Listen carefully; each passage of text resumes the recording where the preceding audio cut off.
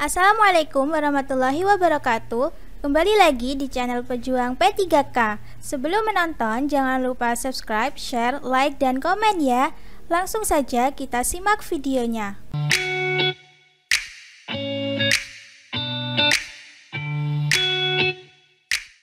1.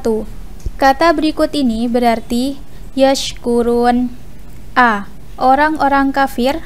B. Orang-orang fakir. C. Orang-orang bersyukur. D. Orang-orang yang berbuat kerusakan. E. Orang-orang berilmu. Jawabannya adalah C. Orang-orang bersyukur. Pembahasan. Kata yashkurun berarti orang-orang yang bersyukur. 2. Berikut ini sikap yang mencerminkan Al-Quran Surat Syad ayat 27, yaitu A. Menjaga pergaulan. B. Tidak menjadikan orang kafir sebagai sahabat. C. Selalu menjaga lingkungan. D. Percaya bahwa Al-Quran adalah firman Allah Subhanahu wa Ta'ala. E. Percaya bahwa seluruh kebutuhan manusia dipenuhi oleh Allah Subhanahu wa Ta'ala. Jawabannya adalah C. Selalu menjaga lingkungan. Pembahasan. Sikap dan perilaku yang mencerminkan Al-Quran Surat Syad ayat 27 dapat mengambil hikmah dari pencipta alam semesta, selalu beriman kepada Allah, suka beramal soleh, tidak berbuat kerusakan. Orang yang beriman akan menjaga lingkungan. 3. Kebanyakan orang-orang yang menyekutukan Allah berdasarkan surat Ar-Rum ayat 41-42 adalah A. Orang-orang yang boros. B. Orang-orang yang menganiaya. C. Orang-orang yang menyembah berhala. D. Orang-orang yang berkhianat. E. Orang-orang yang berbuat kerusakan. Jawabannya adalah E.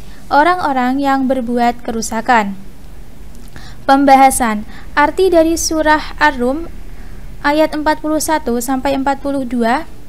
Telah nampak kerusakan di darat dan di laut disebabkan karena perbuatan tangan manusia, supaya Allah merasakan kepada mereka kebahagiaan dari akibat perbuatan mereka, agar mereka kembali ke jalan yang benar.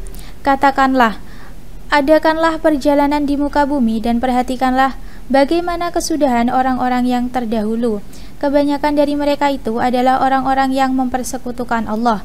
Jadi, yang dimaksud dengan kebanyakan orang-orang yang menyekutukan Allah berdasarkan surah Ar-Rum ayat 41-42 adalah orang-orang yang berbuat kerusakan. 4. Orang yang ditinggikan Allah berdasarkan surat Al-Mujadilah ayat 11 adalah A. Orang yang bersedekah. B. Orang yang berilmu. C. Orang yang beramal. D. Orang yang bertakwa. E. Orang yang adil. Jawabannya adalah B. Orang yang berilmu. Pembahasan. Arti surah Al-Mujadilah ayat 11.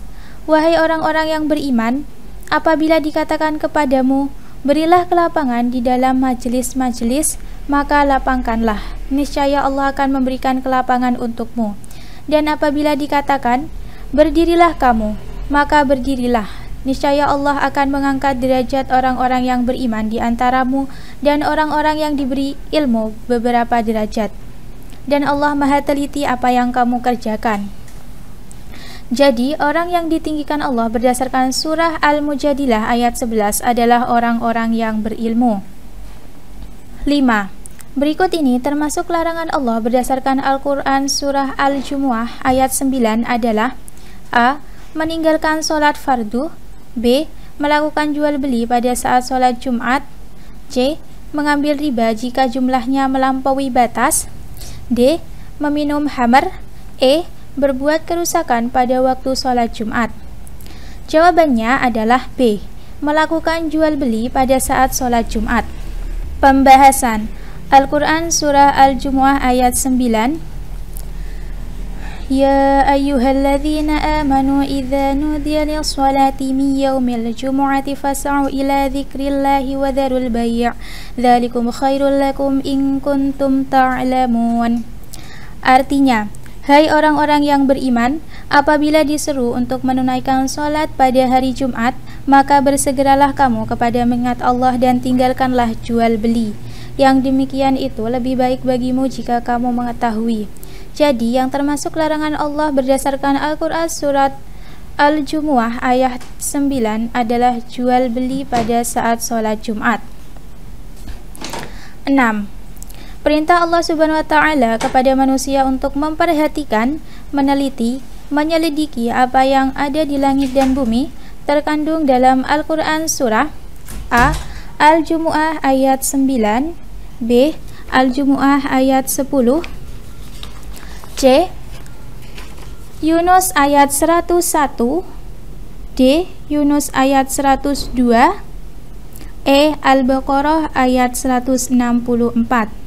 Jawabannya adalah Yunus ayat 101. Pembahasan Al-Quran surat Yunus 101. Qulin duru madza fis samawati wal ard wa ma tu'nil ayatu wan nudhuru an qaumil la yu'minun. Artinya, katakanlah, perhatikanlah apa yang ada di langit dan bumi. Tidaklah bermanfaat tanda-tanda kebesaran Allah dan Rasul-Rasul yang memberi peringatan bagi orang yang tidak beriman. Jadi, perintah Allah Subhanahu wa Ta'ala kepada manusia untuk memperhatikan, meneliti, menyelidiki apa yang ada di langit dan bumi terkandung dalam Al-Quran surah Yunus ayat 101. 7. Kandungan Al-Quran surat Al-Baqarah ayat 164 berisi tentang A. Perintah menuntut ilmu, B. Nikmat Allah yang sangat melimpah, C. Perintah melaksanakan sedekah, D. Perintah menyembah Allah, E. Kehidupan di akhirat. Jawabannya adalah B. Nikmat Allah yang sangat melimpah. Pembahasan surah Al-Baqarah ayat 164. Inna fi khalqis samawati wal ardi wa ikhtilafil laili wan nahari wal fulki allati tajri fil bahri bima yanfa'un nas wa ma anzalallahu minas samaa'i mim ma'in fa ahya bil arda ba'da mautiha wa batha fiha min kulli dabbah wa tasrifir riyahi was sahabil musakhkhari bainas samaa'i wal ardi la ayatin liqaumin ya'qilun. Artinya, sesungguhnya dalam penciptaan langit dan bumi, silih bergantinya malam dan siang, bahtera yang berlayar di laut membawa apa yang berguna bagi manusia dan apa yang Allah turunkan dari langit berupa air, lalu dengan air itu Dia hidupkan bumi sesudah mati keringnya, dan Dia sebarkan di bumi itu segala jenis hewan dan pengisaran angin dan awan yang dikendalikan antara langit dan bumi. Sungguh terdapat tanda-tanda keesaan dan kebesaran Allah bagi kaum yang memikirkan. Jadi, kandungan Al-Quran surat Al-Baqarah 164 adalah tentang nikmat Allah kepada manusia sangatlah besar. 8. Maryam selalu berhati-hati dalam berbuat. Dalam kesulitan menghadapi ujian, ia tidak pernah mau mencontek temannya. Padahal ia memiliki kesempatan, karena pada saat itu pengawas ujian sedang ke kamar mandi dan ruang ujian tidak ada yang mengawasi. Ia sangat takut akan dosa. Ia meyakini bahwa semua perbuatannya akan disaksikan oleh Allah. Sikap Maryam menunjukkan bahwa ia meyakini bahwa Allah bersifat A. Wujud, B. Wahdaniyah, C. Qodrat, D. Hayat, E. Basar. Jawabannya adalah E. Basar. Pembahasan Maryam selalu berhati-hati dalam berbuat.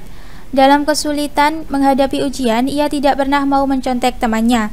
Padahal ia memiliki satu kesempatan, karena pada saat itu pengawas ujian sedang kamar mandi dan ruang ujian tidak ada yang mengawasi. Ia sangat takut akan dosa. Ia meyakini bahwa semua perbuatannya akan disaksikan oleh Allah. Sikap Maryam menunjukkan bahwa ia meyakini bahwa Allah bersifat maha melihat atau basar. 9. Berikut ini merupakan nama Allah dalam Asmaul Husna beserta artinya yang tepat adalah A. Al-Malik, memiliki arti maha kuasa, B. As-Salam memiliki arti Maha Pengampun. C. Al-Mu'min memiliki arti Maha Terpercaya. D. Al-Ghaffar memiliki arti Maha Berkehendak. E. Ar-Razzaq memiliki arti Maha Raja. Jawabannya adalah C. Al-Mu'min memiliki arti Maha Terpercaya. Pembahasan. Al-Mu'min artinya Maha Terpercaya. 10. Dasar hukum kaum muslimin untuk mempercayai bahwa Allah telah menurunkan kitab suci sebelum kitab Al-Quran adalah A. Surah Al-Baqarah ayat 1. B. Surah Al-Baqarah ayat 2. C. Surat Al-Baqarah ayat 3. D. Surah Al-Baqarah ayat 4. E. Surah Al-Baqarah ayat 5. Jawabannya adalah D. Surah Al-Baqarah ayat 4.